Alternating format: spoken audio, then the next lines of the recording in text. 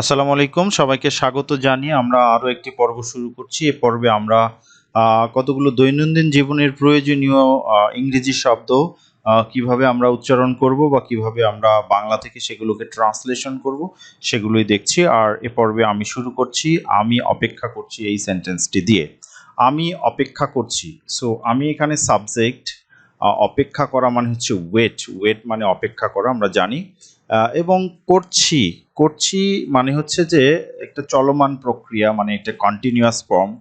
So আমি অপেক্ষা করছি, আমি হচ্ছে যে আই, আমাদের সাবজেক্ট, অ্যান্ড কন্টিনিউয়াস টেন্সের জন্য আই এর সাথে অ্যাম বসে। ওয়েট মানে হচ্ছে অপেক্ষা করা। সো আই আম ওয়েট ইং, বিকজ আই আম ওয়েটিং একটা কন্টিনিউয়াস ফর্ম, অ্যাম ওয়েটিং মানে কোনো কিছু চলমান আছে এরকম বোঝায়। সো আই আম ওয়েটিং, আমি অপেক্ষা করছি। I am waiting, I am waiting, আমি অপেক্ষা করছি। সো পরের বাক্যে আমি বলছি যে তুমি অপেক্ষা করছো। করছো, করেছো হবে না, এটা করছো হবে। করছো। সো তুমি অপেক্ষা করছো, আমরা বলছি ইউ আর ওয়েটিং। তুমি অপেক্ষা করছো। বাবা অপেক্ষা করছেন। So father is waiting. বাবা অপেক্ষা করছে বা করছেন। রিতা অপেক্ষা করছে। So Rita is waiting. Rita is waiting. So আমরা একটু খেয়াল করব যে কন্টিনিউয়াস টেন্সে আই এর সাথে অ্যাম বসে, ইউ এর সাথে আর বসে, দে এর সাথেও আর বসে, এবং অন্য যে কোনো থার্ড পারসন সিঙ্গুলার নাম্বারের জন্য ইজ বসে। সো আমি অপেক্ষা করছি এর ইংরেজি হচ্ছে আই আম ওয়েটিং। তুমি অপেক্ষা করছো মানে হচ্ছে ইউ আর ওয়েটিং। বাবা অপেক্ষা করছেন মানে হচ্ছে ফাদার ইজ ওয়েটিং। রিতা অপেক্ষা করছে, এর ইংরেজি হচ্ছে রিতা ইজ ওয়েটিং। সো আমরা পরের যে সেন্টেন্স সেখানে যাই।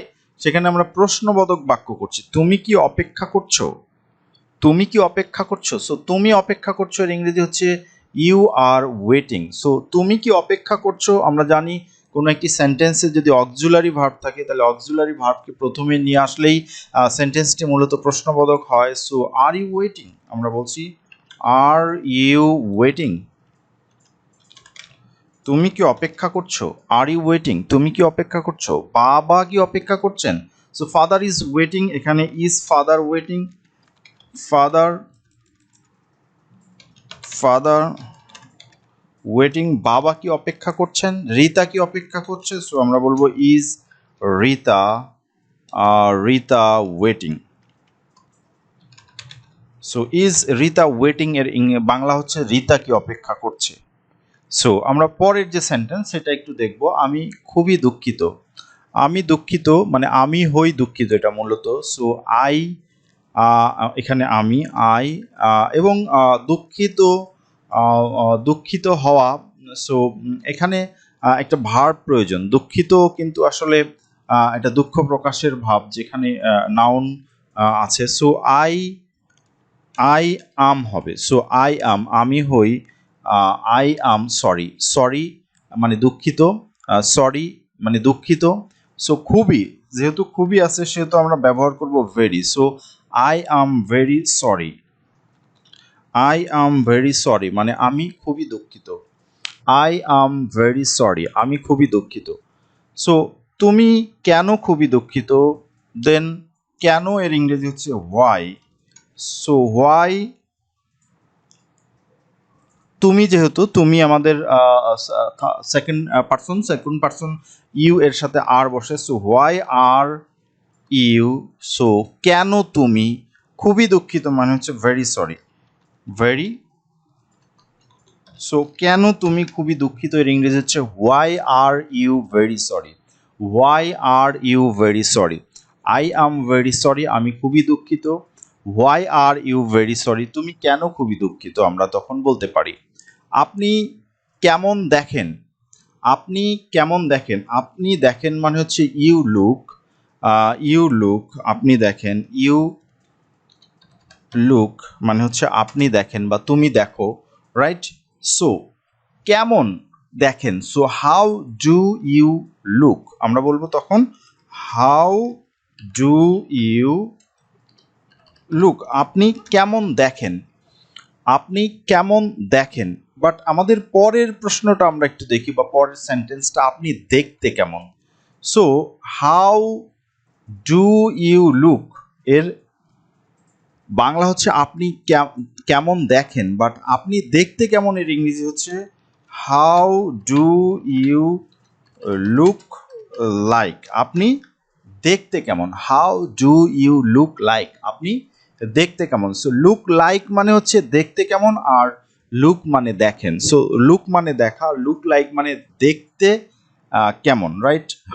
সো আমাদের একটু মনে রাখতে হবে আপনার মা দেখতে কেমন। সো আমরা বলবো হাউ মানে কেমন, হাউ আপনার মা, do your, how does your mother. Do হবে না কারণ এটা থার্ড পারসন সিঙ্গুলার নাম্বার এবং এটা present independent tense. So how does your mother look like, আপনার মা দেখতে কেমন। So how does your mother look like. Rita দেখতে কেমন, তাহলে আমরা বলবো how does Rita, how does Rita look like. So Rita দেখতে কেমন, আমরা এভাবে আপনি কেমন দেখেন, হাউ ডু ইউ লুক, এবং আপনি দেখতে কেমন এর ইংরেজি হচ্ছে how do you look like. So আমাদের এটা মনে রাখতে হবে, how do you look and how do you look like. So এই গেল আমাদের বিষয়। আপনি কি গান গাইতে পারেন, গান গাইতে পারেন, এখানে পারা আছে, আপনি কি গান করেন সেটা বলে নাই, আপনি কি গান গাইতে পারেন। সো পারা এর ইংরেজি হচ্ছে ক্যান। সো ইউ ক্যান, আপনি পারেন। সো ক্যান ইউ, আপনি কি পারেন। সো আমরা বলবো ক্যান ইউ, আপনি কি পারেন Singh.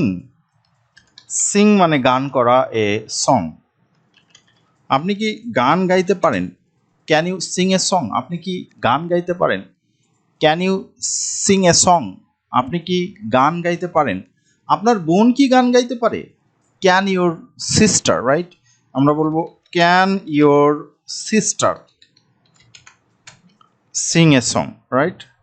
Can your sister Singh a song, আপনার বোন কি গান গাইতে পারে, can your sister Singh a song. Rita কি গান গাইতে পারে, সো আমরা বলবো can Rita Singh a song, right. Can Rita Singh a song, song, can Rita Singh a song. Rita কি গান গাইতে পারে। সো এই গেল আমাদের বিষয়।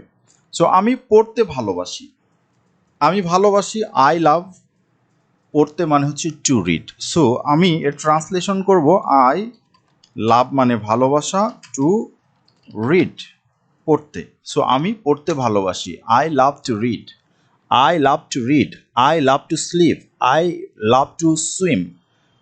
এরকম আমরা যে কিছুই বলতে পারি। আই লাভ টু রিড, আমি পড়তে ভালোবাসি, আমি ঘুমাতে ভালোবাসি, আই লাভ টু স্লিপ, আমি সাঁতার কাটতে ভালোবাসি, I love to swim, swim মানে সাঁতার কাটা, সাঁতার কাটা। সো আমরা এরকম বলবো। আমার বাবা পড়তে ভালোবাসেন, আমার বাবা মানে হচ্ছে my father, my father, my father হলে লাভের সাথে এস হবে, loves to read, to read. তাহলে আমার বাবা পড়তে ভালোবাসেন, my father loves to read. আমার বাবা থার্ড পারসন সিঙ্গুলার নাম্বার হওয়াতে ভার্বের সাথে এস অথবা ইএস যোগ হবে। সো আপনি কি পড়তে ভালোবাসেন, আপনি কি ভালোবাসেন, আপনি মানে you. Do you, do you মানে আপনি, ডু ইউ আপনি কি, লাভ টু রিড, আপনি কি পড়তে ভালোবাসেন, do you love to read, আপনি কি পড়তে ভালোবাসেন। আপনি কি ঘুমাতে ভালোবাসেন, do you love to sleep, আপনি কি খেতে ভালোবাসেন, do you love to eat, right. So আমরা আমাদের ভার্ব বা আমাদের ওয়ার্ডগুলো চেঞ্জ করে, ভোকাবুলারির পরিবর্তন করে, এই একটি স্ট্রাকচার থেকে কিন্তু আমরা অনেক অনেক স্ট্রাকচার তৈরি করতে পারি, এবং আমরা সেই স্ট্রাকচার ব্যবহার করে অনেক অনেক সেন্টেন্স দিয়ে আমাদের দৈনন্দিন জীবনের প্রতিনিয়ত প্রয়োজনীয় যত শব্দ বা বাক্য আমরা তৈরি করতে পারি। সো আপনার বয়স কত, হাউ ওল্ড মানে কত বয়স, right.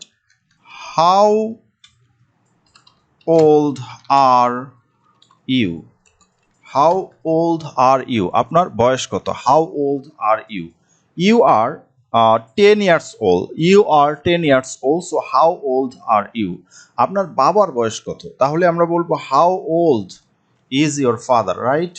How old is your father, your father third person singular number হওয়ার কারণে ইয়োর ফাদার ইজ হয়, so is your father, how old is your father? So how old is your father মানে হচ্ছে আপনার বাবার বয়স কত। আমরা যদি বলি রিতার বয়স কত, দেন বলবো how old is Rita, how old is Rita, right? Is Rita, কারণ রিতা ইজ হয়, সো ইজ রিতা হবে is Rita. So how old is Rita আমরা এভাবে বলতে পারি, হাউ ওল্ড ইজ রিতা। তাহলে রিতার বয়স কত? তোমার মার বয়স কত? আমরা বলবো how old is your mother. তোমার বোনের বয়স কত? তাহলে বলবো how old is your sister. তোমার ভাইয়ের বয়স কত? তাহলে আমরা বলবো how old is your brother. So এইভাবে আমরা যে কারোর বয়স সম্পর্কে প্রশ্ন করতে পারি। সো আজকের এই পর্ব এই পর্যন্তই। কেমন লাগলো অবশ্যই কমেন্টস বক্সে লিখে জানাবে। ধন্যবাদ।